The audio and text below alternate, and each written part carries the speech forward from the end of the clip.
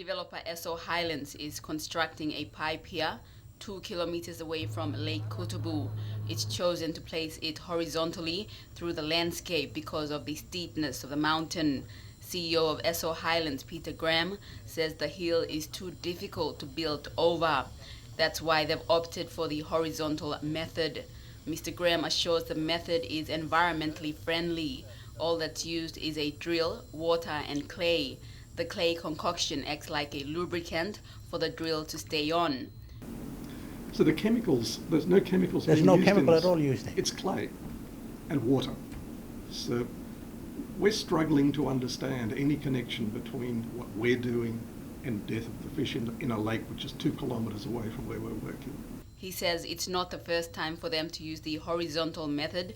It's been done 4 times before in different locations. 2 kilometers away, fish are dying in Lake Kutubu. Director of a landowner company, Kosi Soro, took us to the lake where we saw spawns of dead fish floating along the banks.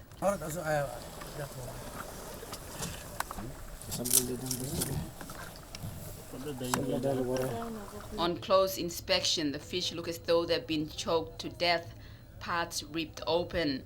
It's the same story along the 19-kilometer length of the lake. The week before, leaders from the Imbuka clan in the Lake Kutubu area took pictures of much bigger fish dying. We came across a water source. Here, attempts to stop the milky residue from spreading is being made, this canvas acting like a filter. On closer inspection, the substance oozing out is a thick clay-like substance. At the other end of the lake, at Gesake village, dead fish litter the entrance, entangled in the lake vegetation. The locals blame developer Esso Highlands.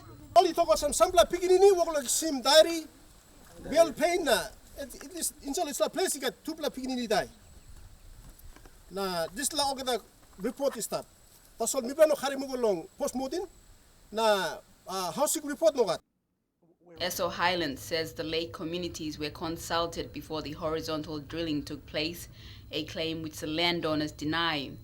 According to this environmental safeguard graph, the dotted line outlines the boundary protecting catchment areas that flow into the lake. The environmental impact statement clearly talks about horizontal directional drilling and the use of clay to facilitate that process.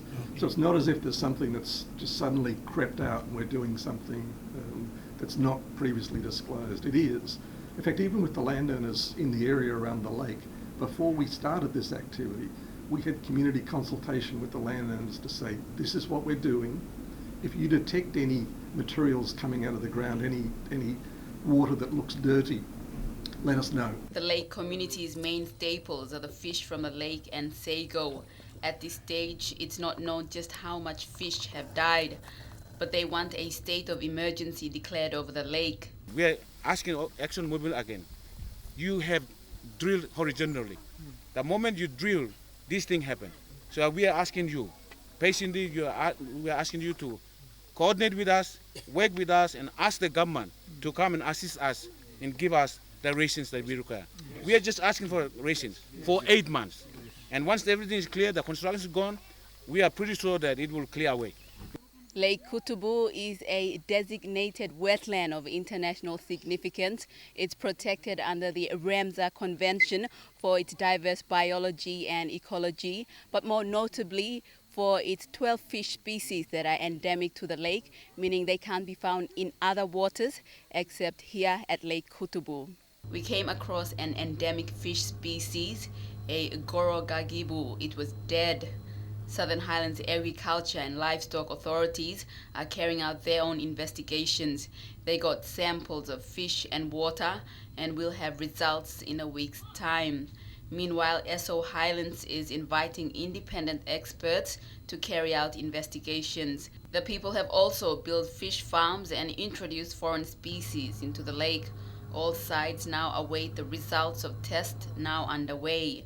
Meredith Kusa, National EMTV News.